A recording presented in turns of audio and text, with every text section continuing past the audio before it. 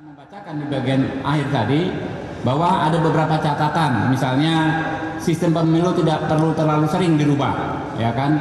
Lalu penguatannya itu dilakukan beberapa tahun sebelum pelaksanaan pemilu. Jadi kami memandang positif sekali dan inilah yang memang menjadi harapan yang sebagian besar masyarakat Indonesia. Tadi ada dissenting opinion, itu merupakan kelaziman ya dalam praktek beracara di MK dan kami menghormati. Nah, setelah ini tentu kita semua lega dan bisa langsung ya masing-masing pihak bisa mengikuti tahapan pemilu selanjutnya ya dengan penuh konsentrasi. Kalau kemarin Pak sampai hari ini kita mendapat telepon ya dari berbagai daerah yang intinya rekan-rekan belum tahu mau berbuat seperti apa ya. Baik para pemilih maupun para calon belum tahu karena sistem pemilunya belum jelas. Dengan kejelasan hari ini maka kita berharap proses tahapan pemilu bisa terus bergerak dan yang namanya aspirasi ya kemudian proses demokrasi rakyat terus berlanjut dengan baik. Mungkin itu dari saya. Ada tambahan Pak Supriyansa? Ya, kawan-kawan semuanya, hari ini saya sudah diputus tadi dan dinyatakan ditolak secara keseluruhan.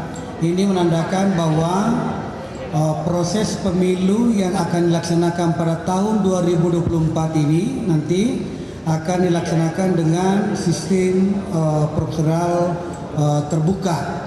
Ini memberikan gambaran kepada seluruh rakyat Indonesia bahwa kedaulatan ada di tangan rakyat dan rakyatlah yang akan menentukan nanti siapa yang akan dipilih, wakil-wakilnya akan duduk di DPR provinsi, kabupaten, dan sampai di pusat. Nah, saya kira pada hari ini sudah terjawab sudah.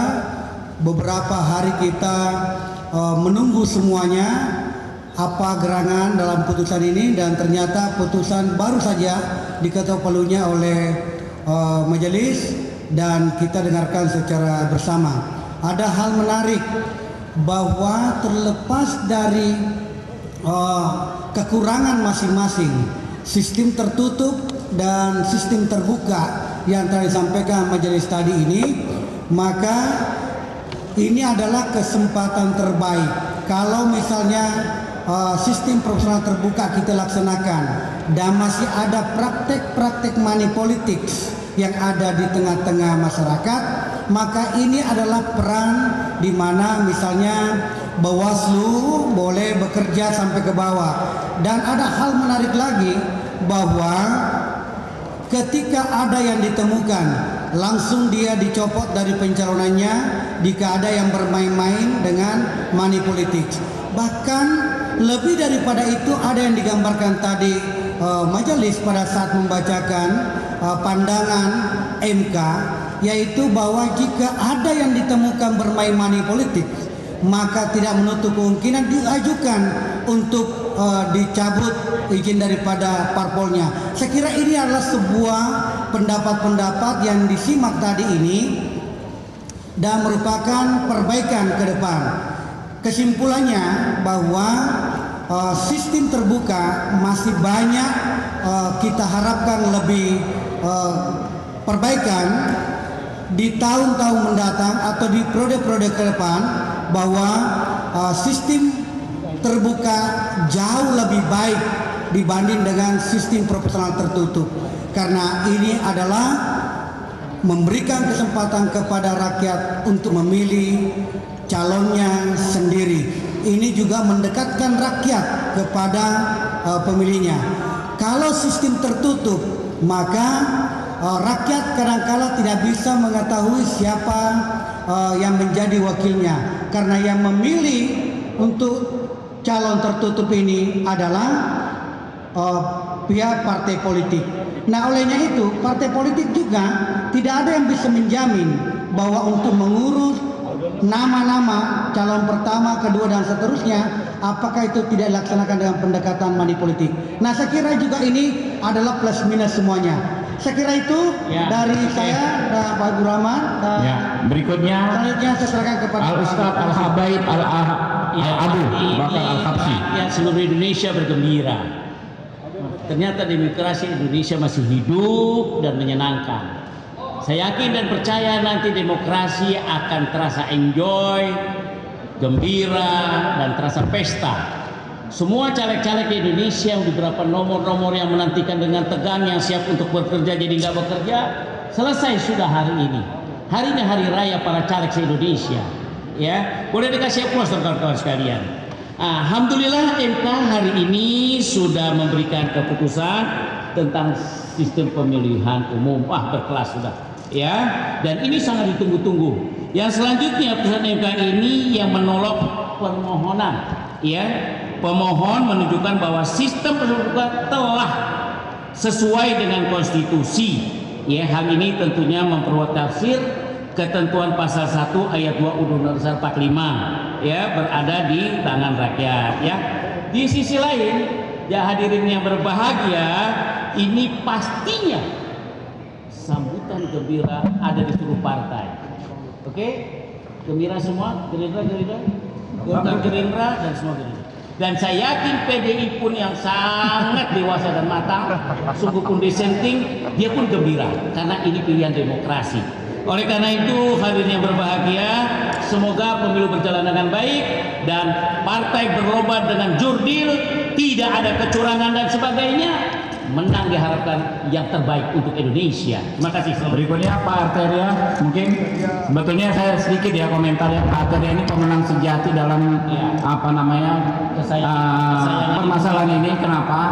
Beliau militan sekali, loyal sekali, mendukung proporsional tertutup, tetapi usulan-usulan beliau soal perbaikan sistem proporsional terbuka diakomodir oleh Majelis Hakim Mahkamah Konstitusi. Kita kasih aplaus ke Pak Arteria Dahlan. Assalamualaikum warahmatullahi wabarakatuh. Salam sejahtera bagi kita semua. Ya, pada hari ini kita sudah mendapatkan kepastian hukum. Hadir putusan Mahkamah Konstitusi yang begitu luar biasa, begitu fenomenal. Harus kita akui ulasannya begitu komprehensif, menjadi bagian daripada pengayaan dalam konteks kehidupan hukum, khususnya hukum ketatanegaraan dan demokrasi. Pada prinsipnya kami menghormati putusan Mahkamah Konstitusi ini. Kami pastikan ini merupakan bagian daripada peradaban hukum dan pengayaan serta penguatan demokrasi. Partai Demokrasi Indonesia Perjuangan, partai yang matang, partai yang dewasa. Kami tanpa putusan MK jauh-jauh hari sudah siap dengan segala macam sistem pemilu.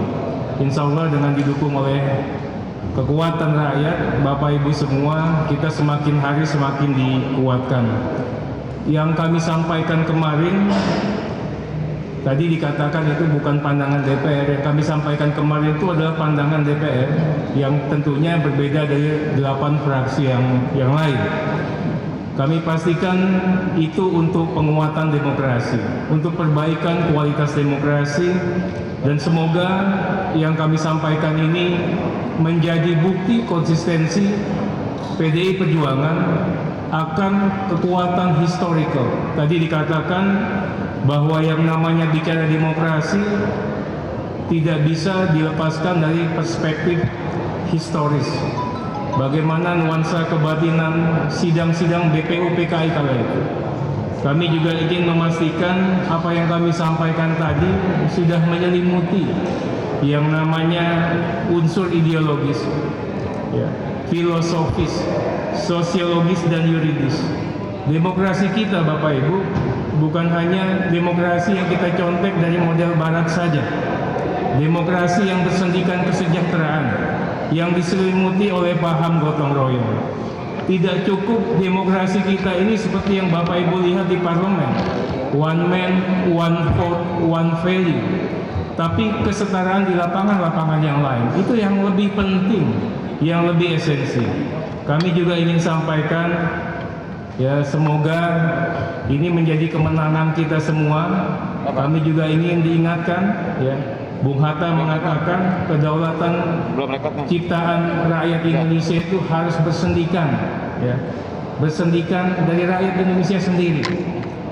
yang berdasarkan pada pergaulan hidup sendiri, yang merupakan jati diri kita sendiri. Mudah-mudahan ini menjadi bagian daripada penguatan dan mengingatkan kita semua bahwa demokrasi prosedural harus, tapi demokrasi substansial harus menjadi PR kita ke depan untuk sementara, dan kemudian kita akan menjadi bangsa yang lebih baik lagi. Terima kasih. Oke. Wassalamualaikum warahmatullahi wabarakatuh. Mungkin ada pertanyaan kepada siapa, silakan. Ya. Ada 2 hal itu. Ya. Ya.